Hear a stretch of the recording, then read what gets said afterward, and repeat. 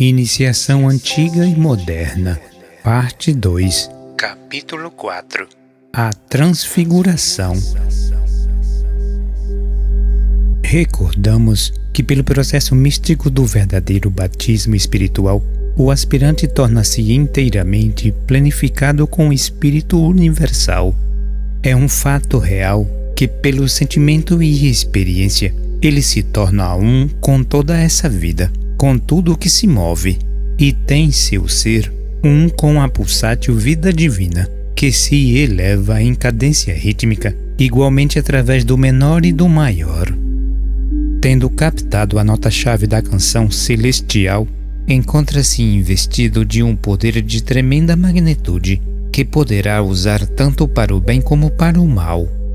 Precisamos entender e relembrar que a pólvora e a dinamite usada pelos fazendeiros para extrair os tocos das árvores, que de outra forma exigiria grande trabalho manual, também são usadas para propósitos destrutivos na Grande Guerra da Europa. O poder espiritual também pode ser usado para o bem ou para o mal, dependendo do motivo e caráter de quem o usa. Entretanto, aquele que passou pelo ritual do batismo com êxito e adquiriu poder espiritual é em seguida tentado para que possa decidir definitivamente se opta por seguir o caminho do bem ou do mal.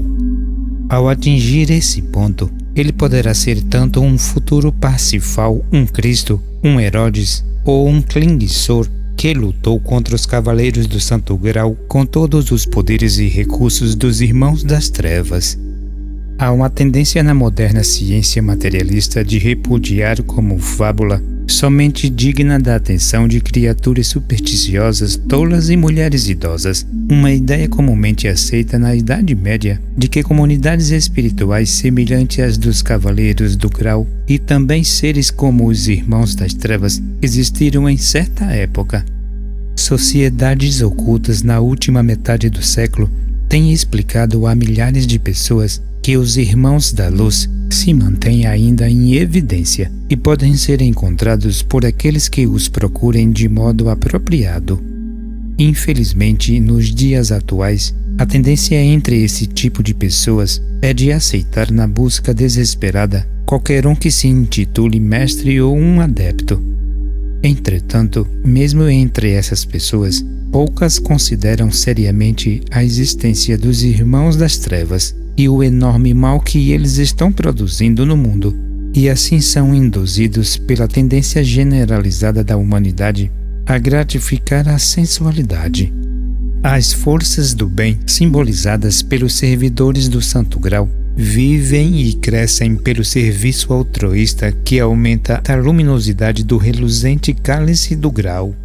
Por outro lado, o poder das trevas, conhecido como o Grau Negro, é representado na Bíblia pela corte de Herodes e é alimentado pelo orgulho, sensualidade, voluptuosidade e paixão, estando incorporado na figura de Salomé, que se glorifica pelo assassinato de João Batista e de muitos inocentes. Vimos na Lenda do Grau a obra de Wagner personificada por Parsifal, que quando os cavaleiros recusavam a inspiração que lhes vinha do cálice do grau, que os fortalecia e os impulsionava para grandes feitos e serviços de amor, seu ânimo enfraquecia e eles ficavam inertes. De modo semelhante, acontece com os Irmãos do Grau Negro, a menos que sejam robustecidos com atos sórdidos e perversos, morrerão de inanição. Por isso, eles estão sempre ativos no mundo, cometendo iniquidades e incitando os outros para o mal. Não fossem os irmãos maiores que neutralizam em grande parte essas atividades maléficas à meia-noite, quando se convertem a si mesmos em magnetos para atrair todo o mal e pensamentos impuros do mundo ocidental e depois, por meio de uma alquimia de amor sublime, que transformam esse mal em bem, já teria ocorrido um cataclismo maior do que a recente Guerra Mundial. Devido a essa atuação, o gênio do mal tem sido afastado até certo ponto. Se a humanidade não estivesse tão inclinada para o mal, o triunfo dessa alquimia seria maior. Entretanto, espera-se que o despertar espiritual resultante dos males da guerra modifique esse estado de coisas, fazendo com que as forças construtoras da evolução recebam um grande impulso benéfico. Há uma força maravilhosa que converge sobre o cristão místico no momento de seu batismo, em consequência do descanso e concentração em si do Espírito Universal. E quando, no período de tentação, recusar profaná-lo em proveito próprio, irá necessariamente utilizá-lo em outro sentido, pois sentirá uma agitação interior irresistível que não permitirá que permaneça inato numa vida apenas de oração e meditação. O poder de Deus está sobre ele para que pregue boas novas à humanidade, assim como para ajudar e curar. Sabemos que uma lareira com material ardente não pode impedir que o calor se alastre pelo ambiente. Da mesma forma, o cristão místico não tem dúvidas sobre a quem amar ou onde encontrar suas oportunidades de servir. Assim como a lareira aquecida irradia calor a todos que estão próximos, também o cristão místico sente o amor de Deus queimando em seu coração e continuamente irradia a aqueles com quem se põe em contato. Assim como o calor irradiado de um fogão atrai os que sofrem com frio intenso, também os calorosos raios de amor emanados do cristão místico são magnetos para atrair todos os corações que estejam congelados pela crueldade do mundo, ou seja, pela desumanidade do homem para com o homem. Se a lareira estivesse vazia, mas dotada da faculdade de discursar, poderiam pregar o evangelho do calor àqueles que fisicamente sentiam frio.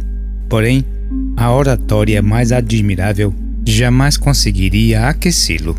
Mas, quando está suprida de lenha e irradiando o calor, o sermão torna-se desnecessário. As pessoas se aproximarão e se sentirão satisfeitas e aquecidas. De modo semelhante, um sermão sobre fraternidade por alguém que não tenha sido banhado na fonte da vida soará falso. O verdadeiro místico não tem necessidade de pregar. Seus atos e até mesmo sua presença silenciosa são mais poderosos do que o mais profundo discurso preparado pelos sábios doutores em filosofia. Há uma história sobre São Francisco de Assis que serve para ilustrar o que dissemos, e devemos recordá-la sempre, pois é de extrema importância. Um dia, São Francisco dirigiu-se a um jovem no convento em que residia e disse: "Irmão, vamos até o povoado para pregar." O jovem naturalmente ficou muito feliz e honrado em acompanhar um homem tão santo como São Francisco. Ambos saíram em direção à vila e foram conversando sobre as coisas espirituais e a vida que conduz a Deus. Absorvidos pela conversa, passando pelo povoado, caminharam pelas ruas. Às vezes paravam para dirigir palavras delicadas e bondosas aos que encontravam.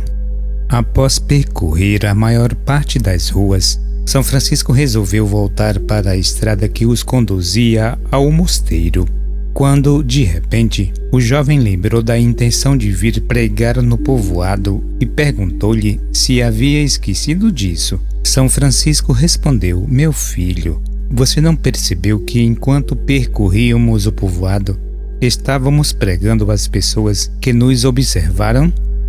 Em primeiro lugar, nossas vestes simples revelaram que estamos devotados ao serviço de Deus, e os pensamentos daqueles que nos viram dirigiram-se logo para o céu.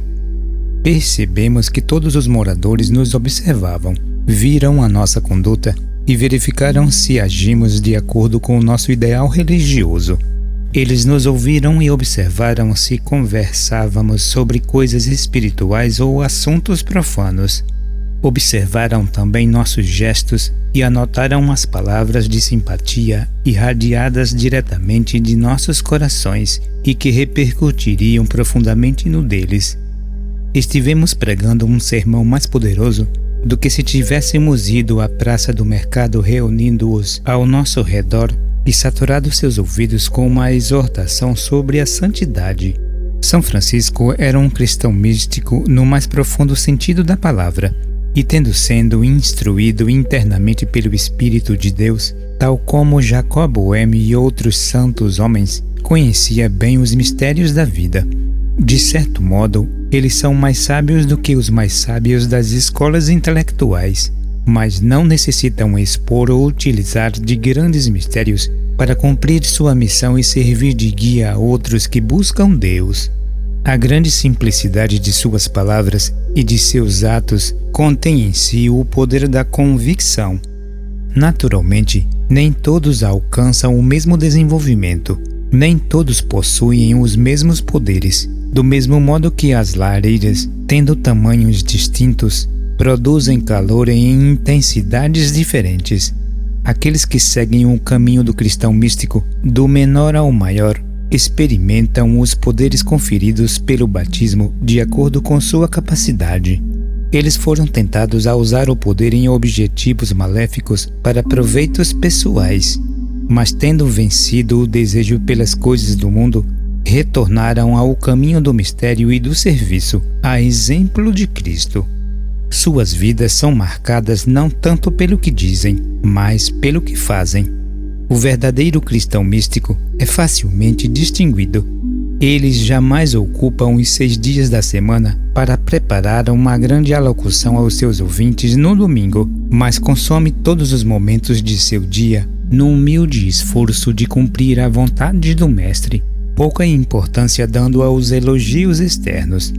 Deste modo, inconscientemente, trabalha sempre aproximando-se cada vez mais do grandioso clímax que, na história do mais nobre de todos os que percorrem esse caminho, é conhecido como a transfiguração.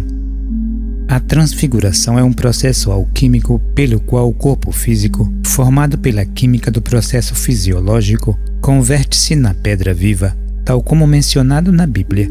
Os alquimistas medievais, que buscavam uma pedra filosofal, não estavam realmente preocupados na transformação de metais em ouro, mas perseguiam essa meta admirável, como narramos acima.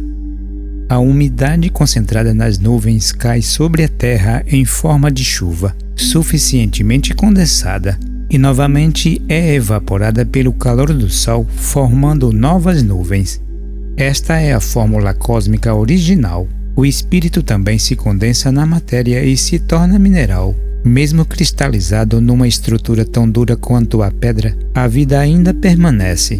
E, pela alquimia da natureza, atuando por meio de outra corrente de vida, os constituintes do denso mineral do solo são transformados numa estrutura mais flexível, o vegetal, que serve de alimento ao animal e ao homem. Essas substâncias transformam-se em carne sensível pela alquimia da assimilação. Quando notamos as modificações na estrutura do corpo humano, evidenciadas por comparação aos Bushmen, aborígenes da Austrália, os chineses hindus, latinos celtas e anglo-saxões, fica plenamente confirmado que o corpo denso do homem atravessa atualmente um processo de refinamento com a erradicação das substâncias grosseiras e inferiores.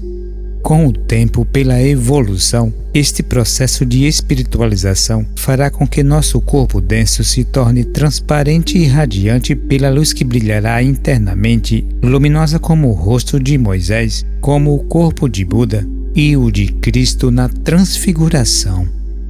No presente, a luz do Espírito que em nós habita encontra-se efetivamente obscurecida pelo nosso corpo denso, mas podemos ter esperanças advindas da própria ciência química. Não existe nada no planeta tão raro e precioso quanto o rádium, o extrato luminoso do denso mineral negro chamado pitchblende, urânia. E nada há mais precioso e raro como o extrato do corpo humano, o Cristo radiante. Presentemente estamos trabalhando para desenvolver o Cristo interno, e quando ele crescer em sua total estatura, brilhará através do corpo transparente como a luz do mundo. É fato anatômico comumente conhecido que a coluna vertebral se divide em 3 partes, através das quais os nervos motores sensoriais e simpáticos são controlados. Astrologicamente são regidos pela Lua, Marte e Mercúrio, hierarquias divinas que desenvolvem um papel importante na evolução humana através dos sistemas nervosos citados. Entre os antigos alquimistas, eles eram designados por 3 elementos químicos: sal, enxofre e mercúrio. Entre eles e acima deles, colocava-se o fogo espiritual de Netuno, que ascende através da coluna em forma serpentina para os ventrículos do cérebro.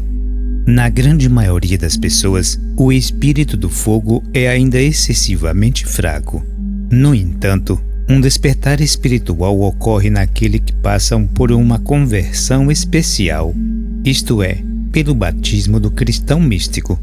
Então, a descida do espírito, que é um fato real, aumenta o fogo espiritual espinhal numa extensão inacreditável e inicia-se um processo de regeneração em que as substâncias grosseiras do tríplice corpo do homem são gradualmente eliminadas, tornando os veículos mais permeáveis e prontamente sensíveis aos impulsos espirituais. Quanto mais esse processo se desenvolve, mais eficientes servidores eles se tornam na vinha do Senhor. O despertar espiritual que inicia este processo de regeneração do cristão místico, que se purifica pela oração e pelo serviço, chega naturalmente também àqueles que buscam Deus pelo caminho do conhecimento e do serviço desinteressado, mas atua em sentido diferente, o que será notado pelo investigador espiritual. No cristão místico, o regenerador do fogo espiritual é concentrado principalmente sobre o segmento lunar da coluna vertebral, que governa os nervos simpáticos sob a regência de Jeová. Por esse motivo, o crescimento espiritual é efetuado pela fé, tão simples, infantil e indiscutível como nos dias da primitiva Atlântida, quando os homens se encontravam desprovidos da mente. Assim, o aspirante atrai para si a grande luz branca da divindade refletida através de Jeová, o Espírito Santo, e adquire toda a sabedoria do mundo, sem necessidade de trabalhar através de sua intelectualidade. Gradualmente, seu corpo é transmutado na branca pedra filosofal, a alma diamante. Por outro lado, aqueles cujas mentes são fortes e insistem em conhecer a razão de cada máxima ou dogma, o fogo espiritual da regeneração atua nos segmentos do vermelho Marte e do incolor Mercúrio, buscando infundir razão e desejo para purificar a influência passional do primeiro, e assim tornar-se casta como a rosa, transmutando o corpo-alma rubi, a vermelha pedra filosofal, provada e purificada pelo fogo, uma criativa e florescente individualidade. Todos os que estão buscando o caminho, seja pelo ocultismo ou pelo misticismo, tecem o dourado manto nupcial, trabalhando tanto interna como externamente. Em alguns o ouro é extremamente pálido e em outros profundamente vermelho, mas futuramente, quando o processo da transfiguração tiver sido completado ou próximo a isso, os extremos se misturar-se-ão e os corpos transfigurados terão uma cor equilibrada, pois o ocultista deve aprender as lições com profunda devoção, o mesmo fazendo com o cristão místico, para adquirir conhecimento pelo próprio esforço, sem necessidade de atraí-lo da fonte universal de toda sabedoria. Estas considerações dão-nos um profundo conhecimento da transfiguração apresentada nos Evangelhos. Lembramo-nos que os veículos de Jesus foram transfigurados temporariamente pelo Espírito de Cristo que habitava neles. Mas mesmo considerando a enorme potencialidade do Espírito de Cristo em efetuar a transfiguração, é evidente que Jesus devia ser um sublime caráter, sem mácula. A transfiguração, como é vista na memória da natureza, revela o corpo de Jesus de uma brancura deslumbrante, evidenciando sua comunhão com o Pai, o Espírito Universal. Há uma grande diversidade nos atuais desenvolvimentos espirituais, porém, no reino de Cristo, essas diferenças desaparecerão gradualmente, e uma cor uniforme, indicando tanto a devoção como o conhecimento, será alcançado por todos. Essa cor corresponderá ao cor rosa, vistas pelos ocultistas como o sol espiritual, o veículo do Pai. Quando isso acontecer, a transfiguração da humanidade será completa. Então seremos um com o Pai, e seu reino terá chegado.